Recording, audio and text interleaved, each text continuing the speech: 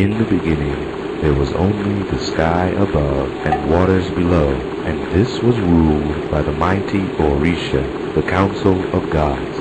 Olorun ruled the sky above, and Olokun was master of all that was in the waters below.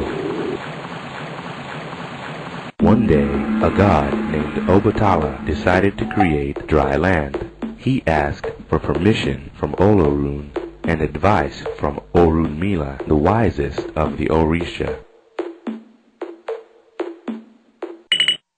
You will need a long gold chain, a snail shell filled with sand, a white hen, a black cat, and a palm nut, said Orunmila.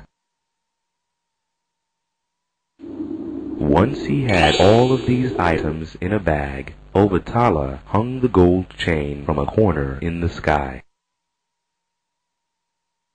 and began to climb down, down, down. He kept climbing down, down, down for a very long, long time, until he finally reached the bottom of the chain.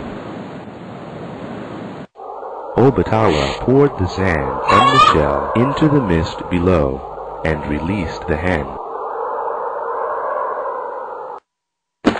The hen landed on the sand and immediately began pecking and scratching, scattering the sand into all directions. The sand soon became vast mountains and valleys.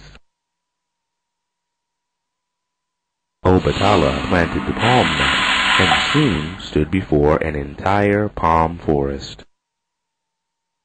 Obatala was very pleased with his work. He named the land Ife and settled down with the cat to live on his new land.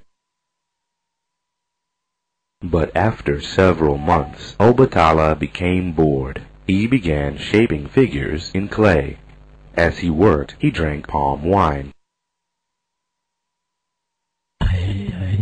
Obatala kept drinking bowl after bowl after bowl, and kept making more and more figures.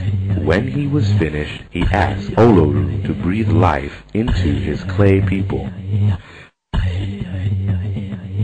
The next day, he saw his living, breathing work, and he realized that they were all deformed and ugly.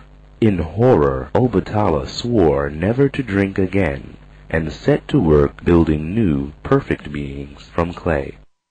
As soon as Olorun breathed life into them, they immediately began building houses and cities.